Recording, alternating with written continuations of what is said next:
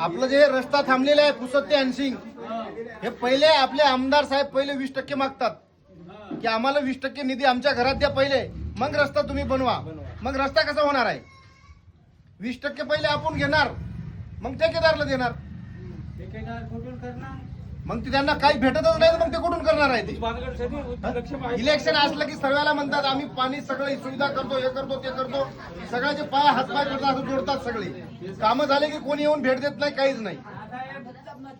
फक्त वसंतराव नाईक साहेबांच्या नावावर सगळं आजपर्यंत मत मागायला येतात आणि त्याच्या नावावर हे निवडून यायला लागले. नाहीतर यांना कोणी मत देऊ शकत नाही. हे पैसे पूर्ण खातात. लीडरच्या घरी 4 व्हीलर गाडी आहे, डबल मजली बंगला आहे, आणि खेड्यात तुम्ही दुसऱ्या लोकांना बघा, पाण्याचा प्रॉब्लेम आहे, रस्त्याचा प्रॉब्लेम आहे, हे काही नाही. 13वी आणि 5वी असलेल्या तिथं खायला ते लीडर 10 माणसं घेऊन त्यांच्या सोबत येणार, संध्याकाळी बोकुड खाणार, अनुकूल होणार. आणि त्याला माहित नसते का रस्ता कसा आहे? त्यांना माहित आहे ना. ते येतात इथं ब्राह्मण गावामध्ये, त्यांना ते त्याच रस्त्याने येत असतील ना. या लोकांना माहित नाही का बा रस्ता कसा झालेला आहे हा?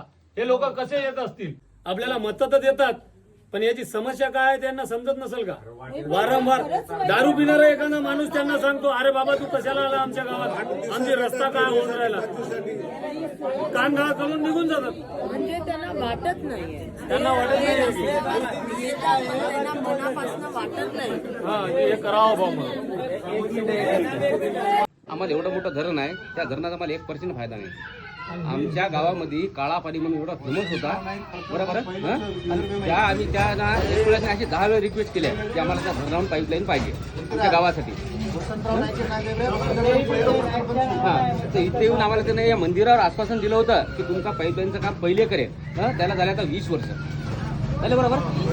20 वर्ष झाले, आणि एवढं पाणी आहे आम्हाला, एवढं पाणी आहे, पण आम्हाला पियाला पाणी नाही.